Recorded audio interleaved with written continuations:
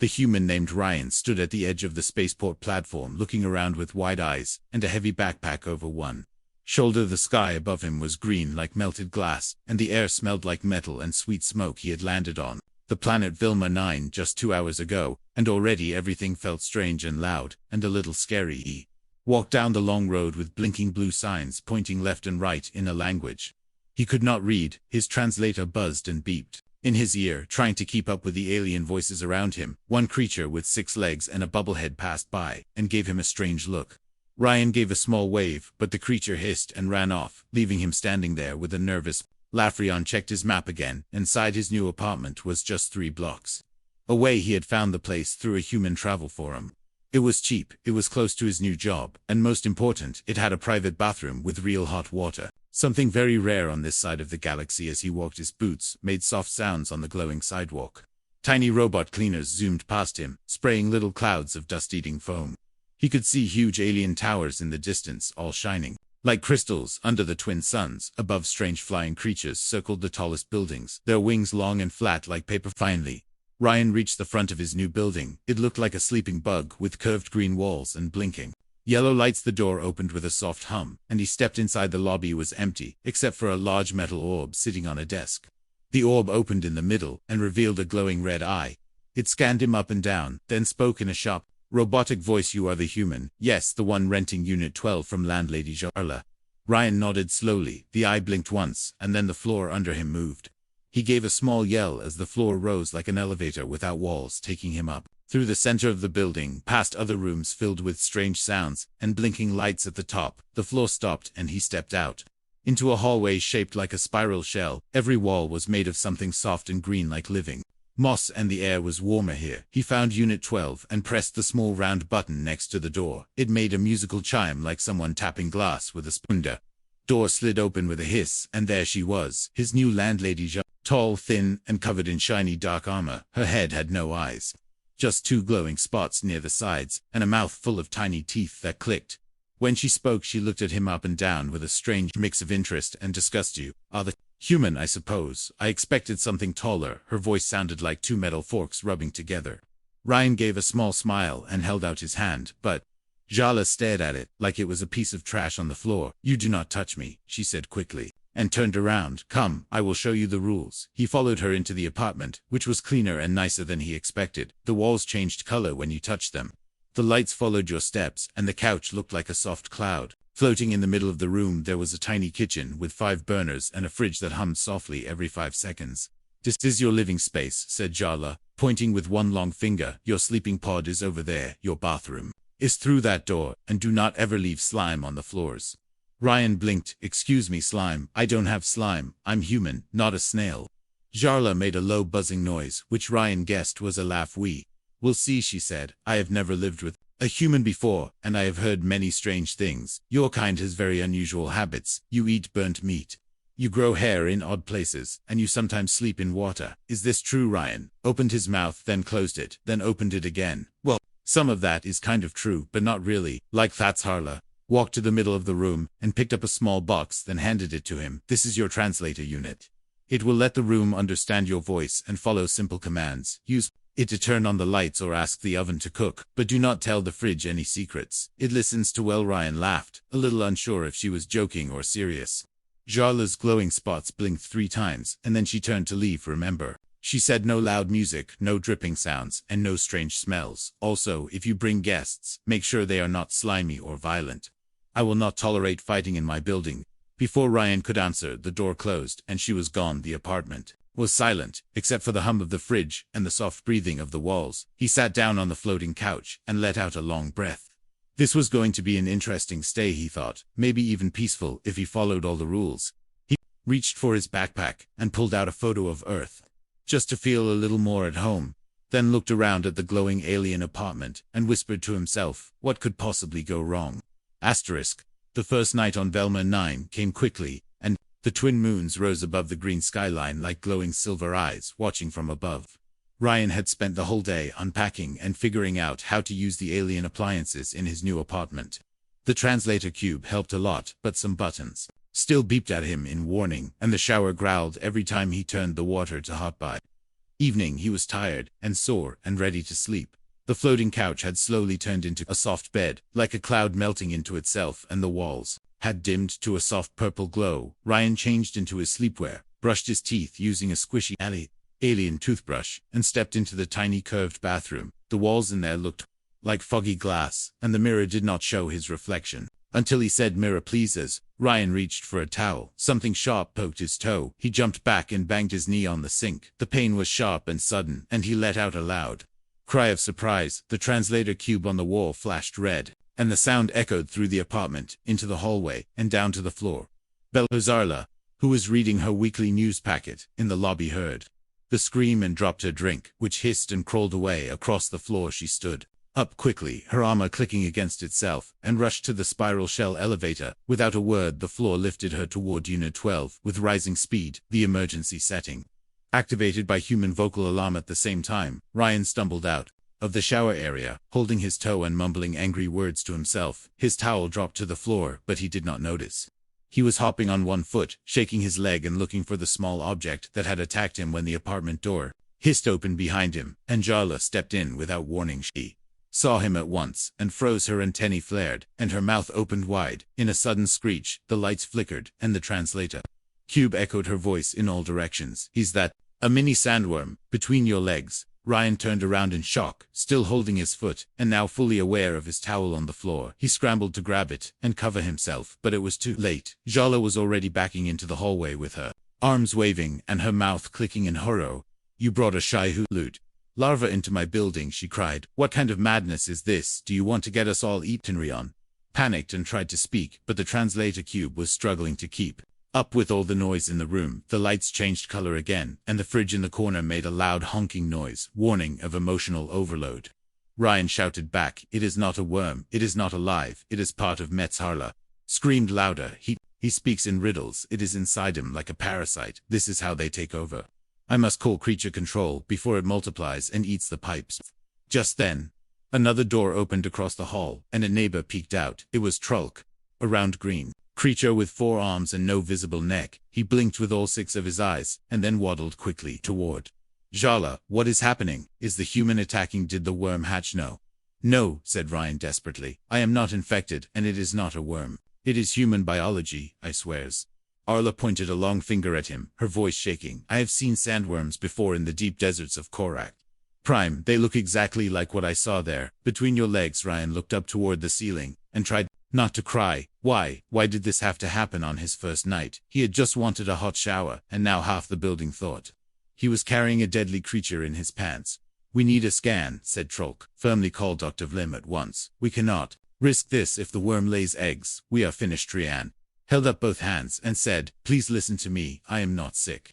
I do not have eggs, and nothing is going to hatch. You are all confused. I promise you, I am completely normal. Where I come from." Narrowed her glowing spots, and stepped into the room again, but slowly, like a warrior approaching a wild beast. "I will not take chances, human. If you are lying, I will activate the foam defense grid, and trap you in a cube of safety gel, until the medics arrive." Ryan was about to argue, but then stopped. He realized that trying to explain human private parts to aliens was going to be harder than learning their language. Maybe he should just let the doctor scan him and be done with it. Anything to stop this madness. "Fine," he said tiredly. "Call the doctor, scan me. Just please stop screaming about worms. I am not carrying one, I swear." Jarla nodded, but still looked disturbed. Her armor buzzed as she turned to Trolk. "Get Vlim, tell him we have a possible internal parasite species. Unknown size, small shape, suspicious origin." Hugh and Ryan sat down on the couch again, wrapping the towel tightly around his waist and wondering how his simple life had become a science fiction horror story in under 10 minutes. The fridge let out a gentle beep and said in a calm voice, "Guest. Emotional stress levels high. Consider offering warm soup or calming music." Ryan whispered back, "Shut up, fridge. Not now." Trolk moved fast for a round creature. His feet barely touched the floor as he hurried down the spiraling hall, pulling out a buzzing silver cube from his side pouch. It was the emergency contact device, something every resident was told to carry in case of fire, gas leak, or alien parasite outbreak. He pressed the surface 3 times, and the cube glowed red, connecting to the central biological emergency response station, known simply as CBERS. Across the alien districts, the operator who answered had 3 mouths and spoke in chords, but the translator turned it into clear basic CBRs. How may we assist your life form? Truck spoke with a serious tone, one hand waving for Jarla to stand back from the door. Possible Shai-Hulad larva, identified in human resident Unit 12 species, unknown item located in lower body region resident claims. It is not a parasite, but Landlady reports organic movement and threat of replication. Request medical inspection with scan support and containment tools. The operator answered with a rising tone message, received mobile unit. Dispatch to your sector, arrival in 6 minutes. Please secure the creature in a stable position. Avoid bright lights, loud sounds, or emotional spikes. Truck gave a sharp nod and ended the call, then turned to Jarla, who was still watching Ryan through the half-open door, her eyes glowing with confusion and concern. He is calm now, but he must not move. Stay here, I will bring the foam net from my supply locker. Zara stepped inside the apartment, one cautious step at a time, her body tense and ready to leap back at any sign of danger. Ryan sat on the couch, still wrapped in his towel, trying to appear as normal as possible. His face was red, and his hands shook slightly from both anger and embarrassment. This is getting out of control, he said slowly. I told you it is not a worm, it is not alive, it is just part of me. Why is that so hard to belly? Tilted her head, trying to understand the strange idea. She had never heard of a living species that carried such a thing for no purpose other than reproduction. It made no sense in her biology. All creatures used external transfer pods for such things, or at least stored genetic material in safe internal sacs far away from walking limbs. You say it is not a pet or a parasite? She asked quietly. But it moves when you move. It has no shell, no fur, and yet it grows and responds. This is very confusing to me. Human Ryan groaned and covered his face with his hands, then looked up again and said, please, just wait for the doctor. He will explain everything better than I can. Maybe he has seen humans before and can tell you the truth. Crossed her arms and gave a short nod, then pressed a small button on the wall near the entrance. The apartment lights shifted from soft purple to a glowing red, which meant medical alert. This also locked the main door and activated the floor cleaner. To stay in idle mode, Ryan watched the red lights and shook his head. I just wanted a shower, he whispered. Just a shower, not an alien search party. Outside in the hallway, a soft humming sound began to rise, growing louder every second. The elevator floor was coming up fast, carrying the CBER's team inside a small floating pod, shaped like a spinning egg. The pod stopped outside Unit 12 and released a hiss of clean white steam. The door opened, and out stepped Dr. Vlim, tall and thin like a stalk of wheat, with long green limbs and a backpack full of tools. His 3 eyes scanned the hallway and then focused on Jarla. He spoke in a calm and slow voice. Where is the subject? I was told there is risk of a bioform breacher. The living room and stepped aside. Ryan stood as Dr. Vlim entered, his tall shadow stretching across the walls. The doctor pulled out a flat round scanner and waved it slowly in the air around Ryan, then leaned in and scanned his lower body from a safe distance. Strange, very strange, he said. At last, this is not a parasite, it is not a larva, and it is not a worm. It is an extension of the human's body, connected by tissue, nerves, and blood supply. It seems to be for biological replication, but without a host. Egg chamber. Very agile. Blinked slowly. So it is part of him on purpose. Dr. Vlim nodded slowly. This appears to be standard among human males based on Earth biology files stored in the ancient galactic medical records. This is not a threat unless agitated or exposed to cold water in some cases. Ryan dropped back onto the couch, feeling drained and angry. He looked at Jarla and said, see, told you, I am normal for my species. No worms, no eggs, no danger, just a guy trying to survive in an alien apartment. Sarah rubbed her chin with one sharp finger, then turned to Trolk, who had returned holding a glowing foam net in both hands. Now what do we do with this? Keep it for next time, said Trolk. I am sure this human will cause more surprises. Eventually the CBERS pod floated away again, with Dr. Vlim inside, typing his notes into a glowing blue tablet.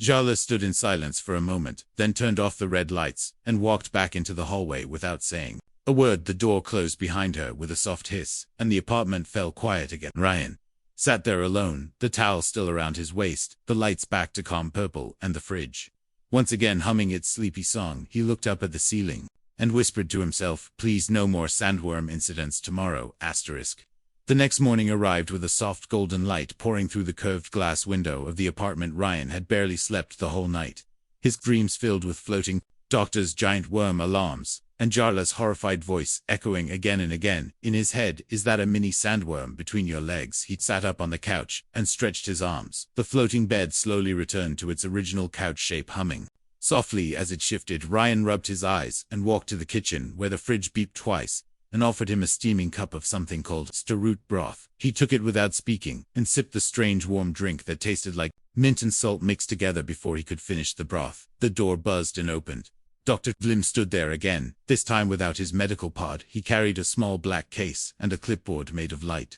His eyes blinked in a different pattern now, faster and more focused. He stepped into the apartment without asking and motioned for Ryan to sit on the couch again. The scan was incomplete yesterday. He said, I must do a full biological profile for the medical record of this district. The situation you caused has already been reported to the Health Oversight Council, and they require full confirmation of your species, classification, and reproductive equipment status. Ryan groaned, but sat down anyway. He knew there was no use fighting the system, especially not an alien system that now saw him as a potential walking danger, with a hidden creature inside his pants.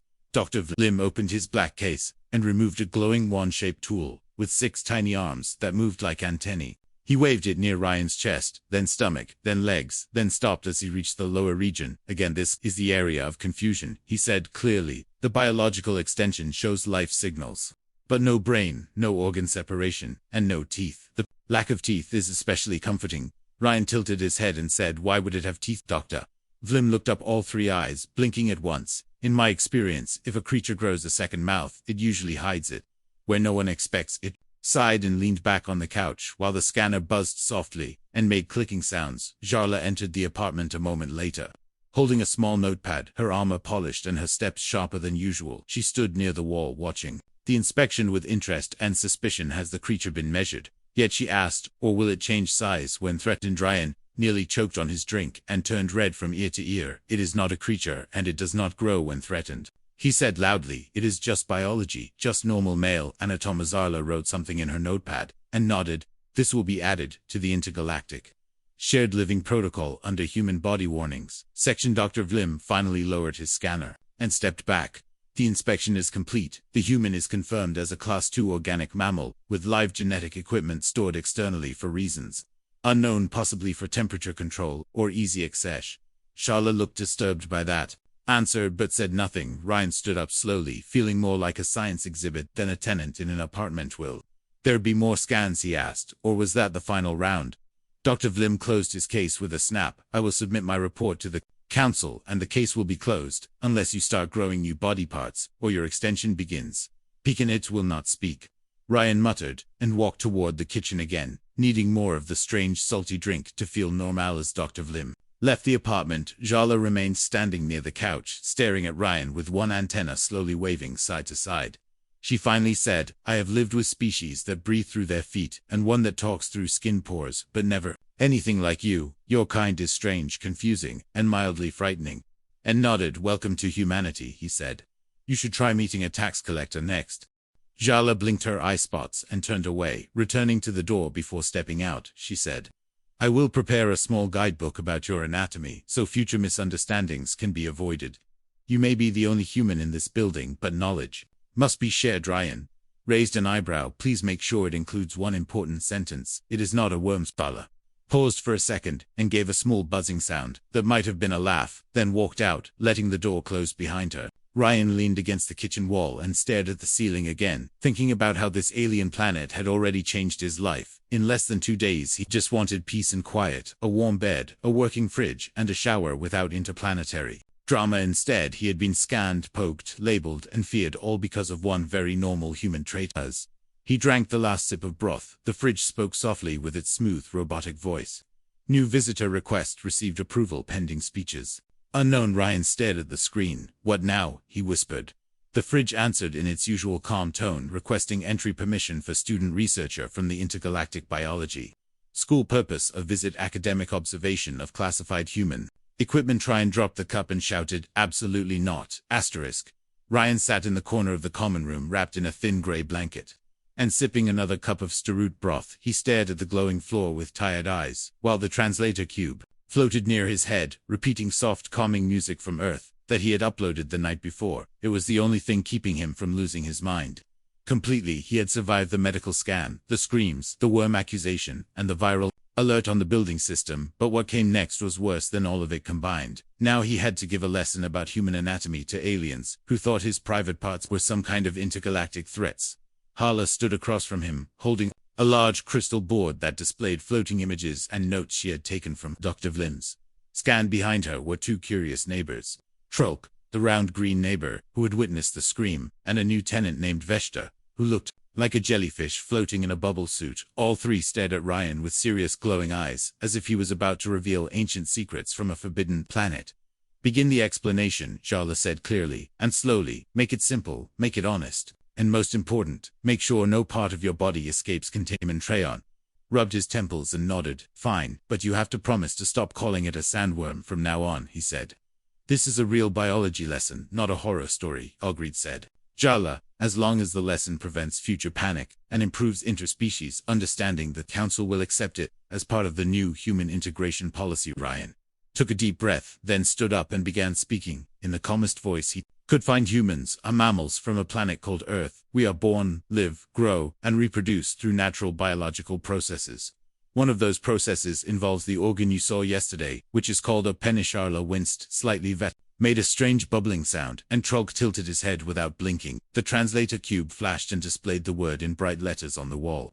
"Penis" in bold blue. Ryan sighed. This was going to be rough. "The penis is not a worm," he said. "It is not a tool or a weapon. It is a natural body part found on males of our species. Its main functions are to release waste and to help create new life during mating. It is not dangerous, it is not poisonous, and it does not grow teeth." Veshta raised one tentacle slowly, then asked in a soft, bubbly voice, "But why is it outside the body? Is that not a design flaw many species place valuable organs deep within for safety?" Ryan nodded. "Good question, and yes, in some ways it is not ideal, but human evolution developed this way for reasons related to cooling, movement, and access. We are a warm-blooded species, and this part needs to stay at the right temperature to work properly." Truck raised one of his forearms, then asked, "What happens if it is harmed?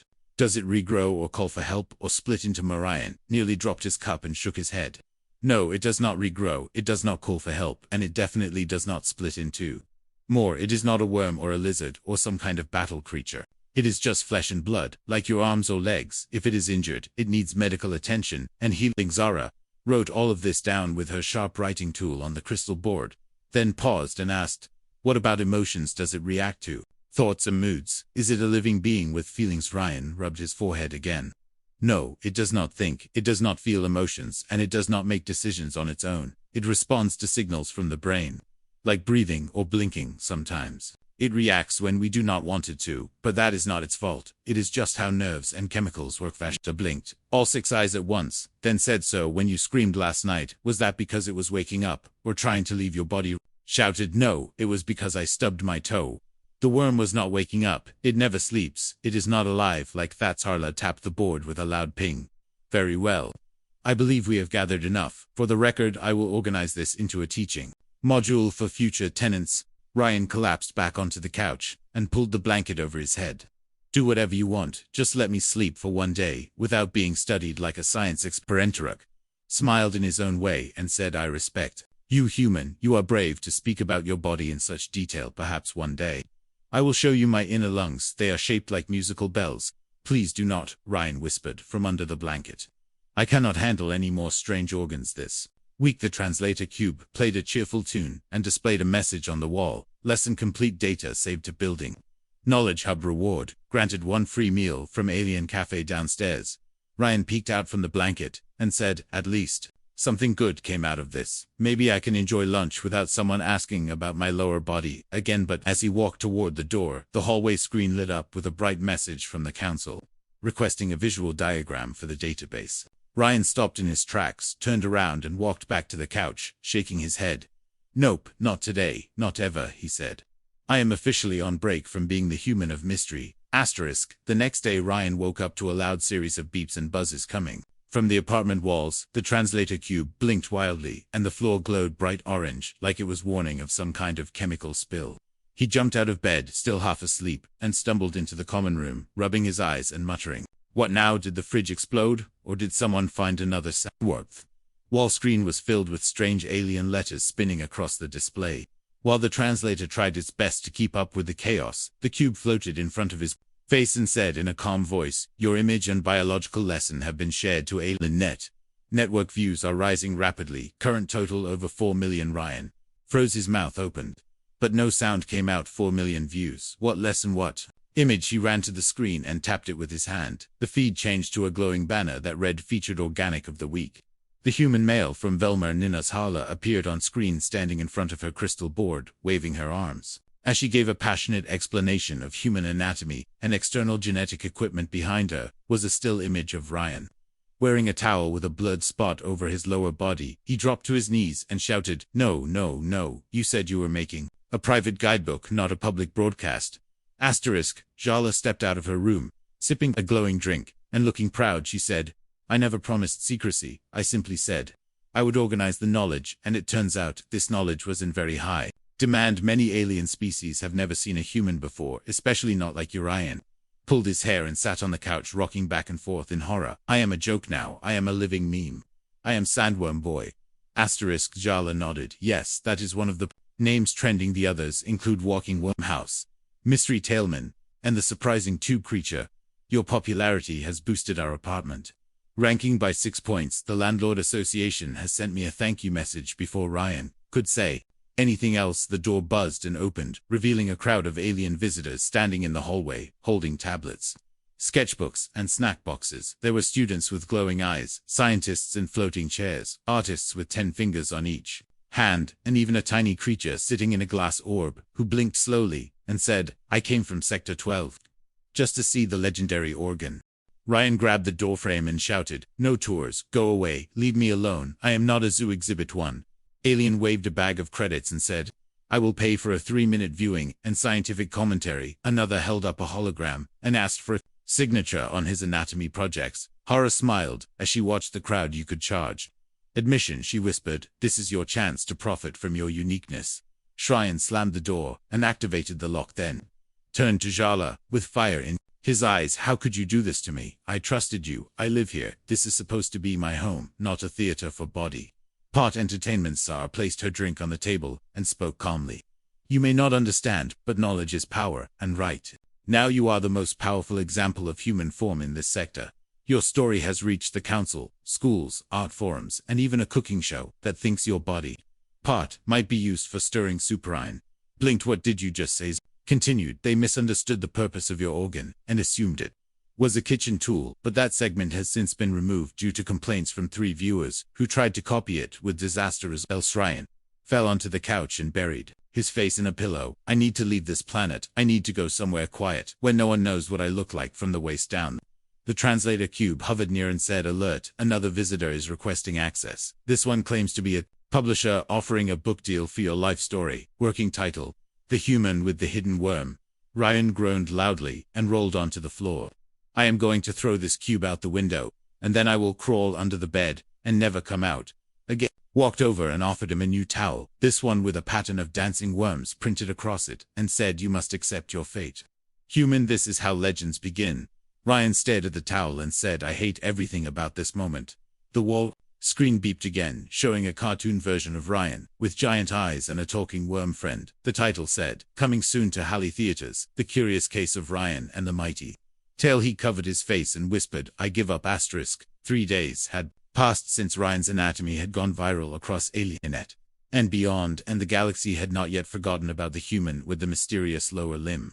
He had tried everything to stop the flow of visitors from sealing the door with foam too, unplugging the translator cube, but every morning he still found hand-drawn fan art slipped under the door, and strange snacks, with labels like Sandworm Snacks and Wormy Cookies, in shiny wrapper. Ra had taken full control of the situation by creating a public relations board titled Understanding Human Design and pinning it outside the building lobby. She updated it daily with facts, opinions, and reactions from the online universe, including a new section called Ask Ryan, which he absolutely did not approve but somehow kept growing every hour. Ryan sat at the kitchen table with his head resting on the surface while the fridge offered emotional support by gently humming an earth lullaby and occasionally spraying a scent called Calm breeze that made the room smell like warm grass and tired clouds. The couch behind him had started a gentle rocking motion as part of its comfort protocol, even though no one was sitting on it. "Just wanted peace," he said quietly. "I came to this planet for a job and cheap rent, not to become an alien sex education ambassador. Zara entered the room carrying a long scroll of glowing paper and a small cup of stirroot broth, which she placed in front of Ryan. With careful hands, she wore a decorative sash today, one with a series of Earth icons printed across it, including a sock, a toothbrush, and a worm with sunglasses. The Galactic News Channel wants to feature you again. She said they are filming a special on misunderstood biology, and you are the top segment for 3 cycles in a row. They are offering a small appearance fee and a plush replica of your body part for Displarian raised his head slowly and looked at her with eyes full of pain. I do not want a plush version of anything, and I definitely do not want to be on television. Again Sarla nodded and made a soft clicking sound. I understand truly. I do, which is why I have made a new agreement on your behalf. The video lessons have been licensed to an education network in the Pharaoh's Belt. They will be used to teach biology in a respectful and academic way.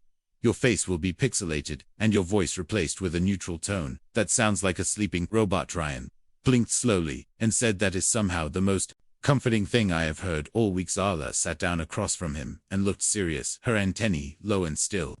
I owe you an apology, human. I did not understand the effect my actions would have on your life. I saw knowledge and curiosity, but I forgot about privacy and dignity. We have many different ideas about these things, and I was careless. Ryan took a long breath and let it out. I believe you, he said quietly. I really do. I think you were trying to do something helpful, but you just got too excited. Next time, ask first, or at least warn me before the galaxy sees my towel photos, Screed said. Jarla, and from now on you have full control over anything involving your image or your organ, or both. No more surprises, no more guests without permission, and no more worm jokes unless you make them yourself. Ryan managed a small laugh. That's fair, he said, and thank you for saying it out loud. There was a soft knock at the door, and both of them turned. The translator cube floated over and announced a delivery from the Interstellar Gift Exchange program. The door opened and a small package floated inside, wrapped in shiny paper with tiny stars that blinked like real lights. Ryan opened it slowly, revealing a handmade sculpture of himself, standing tall with his hands on his hips and wearing a heroic cape. The caption at the base read, "Brave human of Velmer 9. First of his kind, educator of truth, keeper of the mystery worm." He stared at it for a long moment, then burst out laughing, loud and clear and full of disbelief. I cannot believe they got my hair. Wrights Harla smiled and tapped the statue with one claw. I will place this in the hallway next to the emergency foam pack. It will remind others that even strange beginnings can lead to respect and understanding. The rest of the day passed quietly, with no knocks, no buzzes, no visitors, and no fan mail, just the soft hum of the apartment, the smell of broth, and the sound of Ryan and Jarla sharing stories about their old homes, their families, their first encounters with beings they did not understand. When night came, Ryan sat by the window and looked out at the twin moons above the green skyline. He held a cup of calm tea in his hands and felt for the first time that maybe, just maybe, he belonged here among the stars, among the weirdness, among friends who were learning to be better as.